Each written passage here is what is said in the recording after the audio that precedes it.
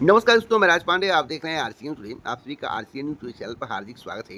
लगातार इस चैनल के माध्यम से आपको सबसे ऑथेंटिक जानकारी देने का प्रयास किया जाता है। उसी क्रम में कुछ महत्वपूर्ण खबरों के बारे में बात करेंगे। आपको मालूम होगा कि भर्ती परीक्षाओं से संबंधित कोई खबर हो या देश विदेश की कोई खबर हो, बहुत ही बारीकी तरीके से आपको सही और सटीक बताने का प्रयास किया जाता है।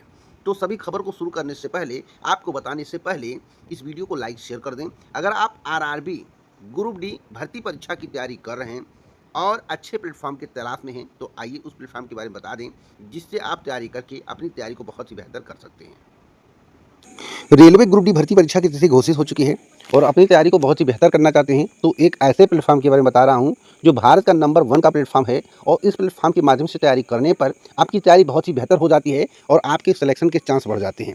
खास बात यह है कि इस प्लेटफॉर्म के माध्यम से तैयारी करने पर आपके अच्छे स्कोर आते हैं और आपको एक नहीं 900 से ज़्यादा भर्ती परीक्षा की तैयारी करने का मौका मिलता है। तो इस प्लेटफॉर्म का नाम है टेक्स्ट बुक और आपको बता दें फ्यूचर ऑफिसर सेल लगा हुआ है।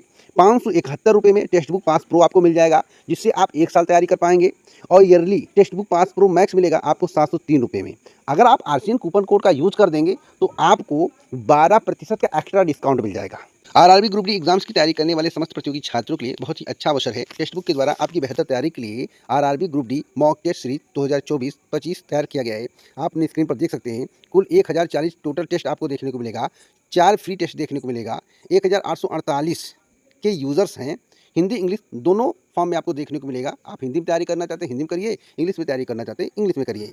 अनलिमिटेड लाइव टेस्ट मिलेगा, आप जितना मन कहे उतना टेस्ट दीजिए। जनरल साइंस स्पेशल मिलेगा, NCERT, Lucent general, railway exam 2024 के लिए बहुत ही बेहतरीन प्लेटफॉर्म है। अगर आप आरआरबी ग्रुप डी की परीक्षा को क्वालिफाई करना चाहते हैं तो इस प्लेटफॉर्म के माध्यम से आपको तैयारी करनी चाहिए। 1.5 लाख से ज़्यादा मॉक टेस्ट मिलेगा। 3 लाख से ज़्यादा की नौकरी लग चुकी है, विभिन्न विभागों में भी लगी है।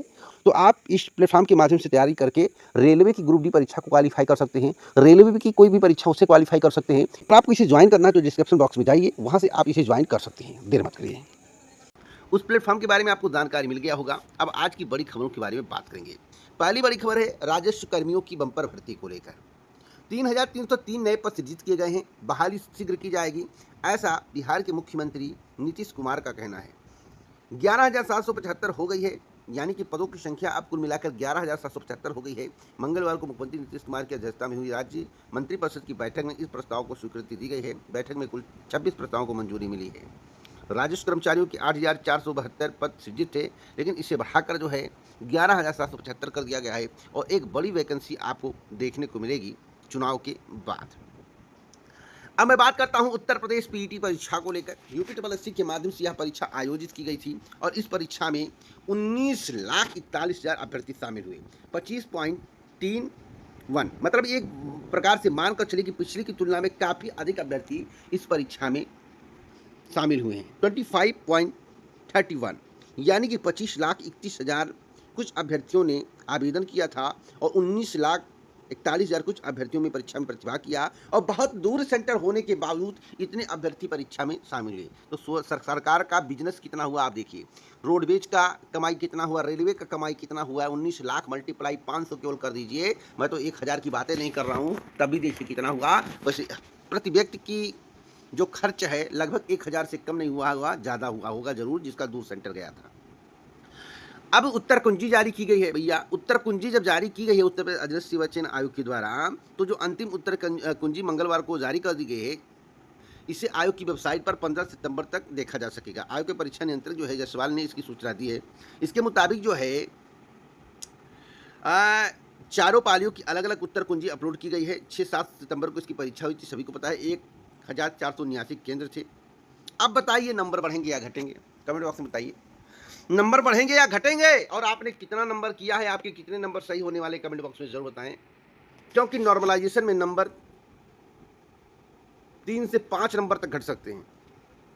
एक बड़ी अपडेट मैं आपको और देना चाहता हूं। नेपाल की सबसे बड़ी खबर है, नेपाल की संसद में सुप्रीम कोर्ट पीएम आवास फूका गया है। और मैं आपको बताना चाहता हूं नेपाल में जो संसद फूका गया, सुप्रीम कोर्ट फूका गया है और पीएम आवास फूका गया, क्यों फूका गया है और किस कारण से फूका गया है, इसे आप समझिएगा। एक तो सरकार की तानाशाही, सरकार का भ्रष्टाचार, सरकार तानाशाही करना चाहती थी, सरकार चाहती थी कि हमारे खिलाफ कोई ना बोले, इसलिए उसने सोशल मीडिया प्लेटफॉर्म को बैन कर दिया था। जब सोशल मीडिया प्लेटफॉर्म नहीं होगा तो जनता तक आवाज़ कैसे पहुंचेगी? और गोदी मीडिया होती है, गोदी मीडिया बिक चुकी होती है, तो गोदी मीडिया वही दिखाएगी जो सरकार कहेगी। लेकिन सोशल मीडिया प्लेटफॉर्म स्वतंत्र होता है, कोई भी स्वतंत्र पत्रकारिता कर सकता है और सरकार की बातों को दिखा सकता है, सरकार की कमियों को गिना सकता है। सरकार यही चाहती है, सरकार चाहती है कि सोशल मीडिया नहीं रहेगा तो हम जमकर भ्रष्टाचार करेंगे, हम जमकर धांधली करेंगे, कुछ भी होगा कुछ भी करेंगे। या नेपाल में नहीं चल पाया। नेपाल के युवा जग उठे और नेपाल के युवाओं ने संग्राम नेपाल में मचा दिया। और आपको बता दें, जो वहाँ के प्रधानमंत्री थे उनको भगना पड़ा, उनकी स्थिति परिस्थिति एकदम खराब हो गई। और एक वित्त मंत्री जी थे, उनको पीट युवाओं ने पीट कर रोड पर दौड़ाया। ऐसी स्थिति, और किसी एक मंत्री का जो है सुनने में आया है देहांत हो गया है, मौत हो गई है।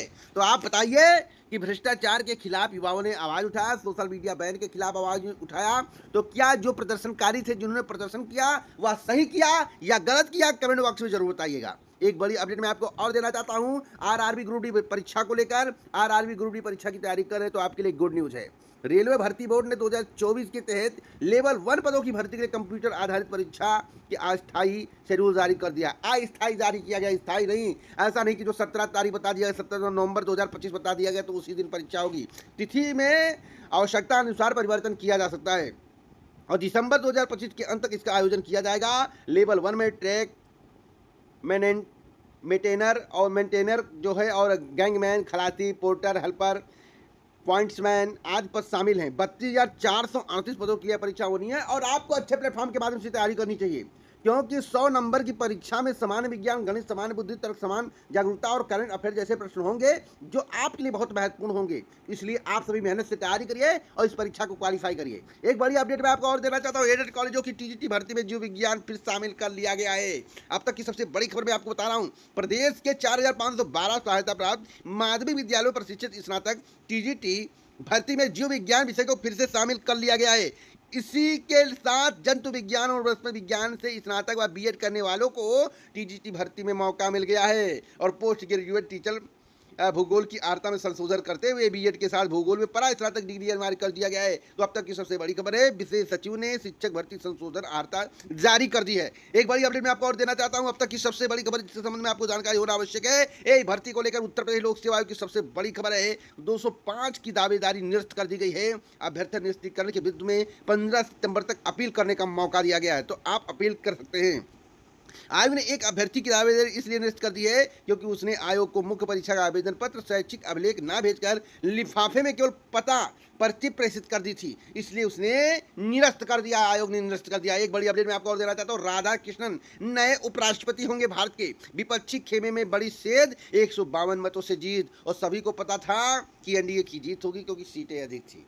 इसमें कोई बड़ी बात नहीं है, जो सत्ताधारी होते हैं उन्हीं का उपराष्ट्रपति और राष्ट्रपति होता है, ऐसा लोग कहते हैं। लेकिन राष्ट्रपति उपराष्ट्रपति सभी के होते हैं, लेकिन जो आरोप लगते हैं ऐसा ही लगते हैं, क्योंकि आम आदमी को नहीं, अपने ही खास आदमी को उपराष्ट्रपति राष्ट्रपति बना दिया जाता है, अपने पार्टी के लोगों को राष्ट्रपति उपराष्ट्रपति बना दिया जाता है। राष्ट्रपति और उपराष्ट्रपति ऐसे लोगों को बनाना चाहिए जो मेरी मंशा है, मेरा विचार है, मैं अपने विचार से बता रहा हूँ, आपका विचार हमसे भिन्न हो सकता है, आप इसे दिमाग मत लीजिएगा, नहीं तो आपका खोपड़ी बैंड हो सकता है। मैं आपको बताना चाहता हूं कि उपराष्ट्रपति राष्ट्रपति ऐसे व्यक्ति को बनाना चाहिए जिससे आपको सरकार से और किसी से संबंध ना हो, बेहतर एजुकेटेड पर्सन हो, बहुत ही योग्य और शिक्षित व्यक्ति हो, बड़ा पढ़ा लिखा हो और समझदार हो। एक बड़ी अपडेट मैं आपको और देना चाहता हूं जिसके संबंध में आपको जानकारी होना आवश्यक है। अगली वीडियो में आएगा, उसमें शिक्षक भर्ती के संबंध में, यूपी टीजीटी पीटी भर्ती के संबंध में, यूपी टेट के संबंध में, अन्य भर्तियों के संबंध में बड़ी बड़ी जानकारियां होंगी, अच्छी जानकारी होंगी, 100% सटीक जानकारी होगी, और यूपीएसआई की भी जानकारी मैं आपको दूंगा, तो उस वीडियो को देखिएगा। सबसे सटीक जानकारी के लिए इस चैनल को सब्सक्राइब करना मत भूलिए, बेल आइकन दबाएं, ऑल पर सेट करें। पूरा वीडियो सुनने के लिए दिल से धन्यवाद।